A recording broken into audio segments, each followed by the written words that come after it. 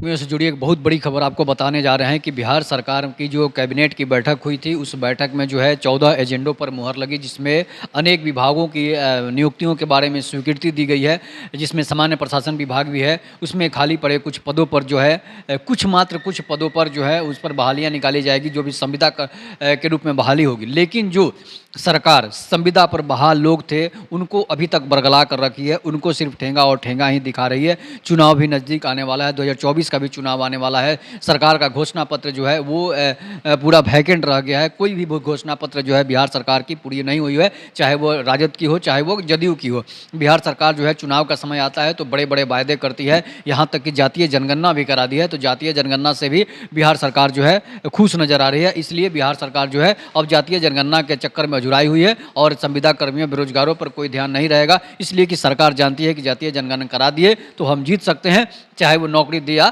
नहीं दे, बेरोजगारों को नौकरी दे या नहीं दे। 30 सालों से जो है बिहार सरकार जो है अपना सरकार चला रही है, जो है उसके बावजूद भी बिहार में अगर बेरोजगारी रहती है, बिहार में गरीब लोग रहते हैं, तो ये सिर्फ और सिर्फ जिम्मेदारी जो है वो सरकार की होती है, बिहार सरकार की होती है कि आप 30 सालों में आपने क्या किया।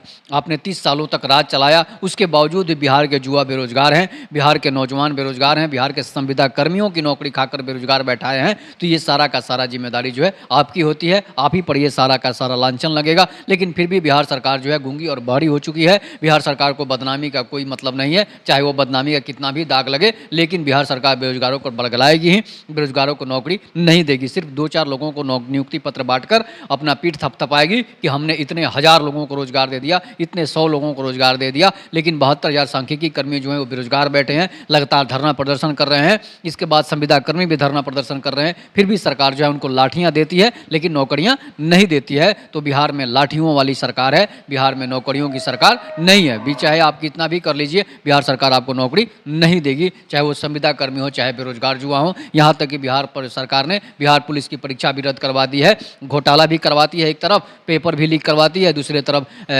बहालियों पर भी रोक लगा देती है, परीक्षा पर भी रोक लगा देती है, ताकि फिर से आप फॉर्म भरें, फिर से बिहार सरकार के खाते में पैसे जाए और बिहार सरकार फिर से मजा ले और आपको फिर से सड़क पर लाकर रखे। तो ये है बिहार सरकार की नीति। आप इस पर अपनी प्रतिक्रिया जरूर दीजिएगा। तब तक के नमस्कार, जय हिंद, जय भारत, जय श्री राम।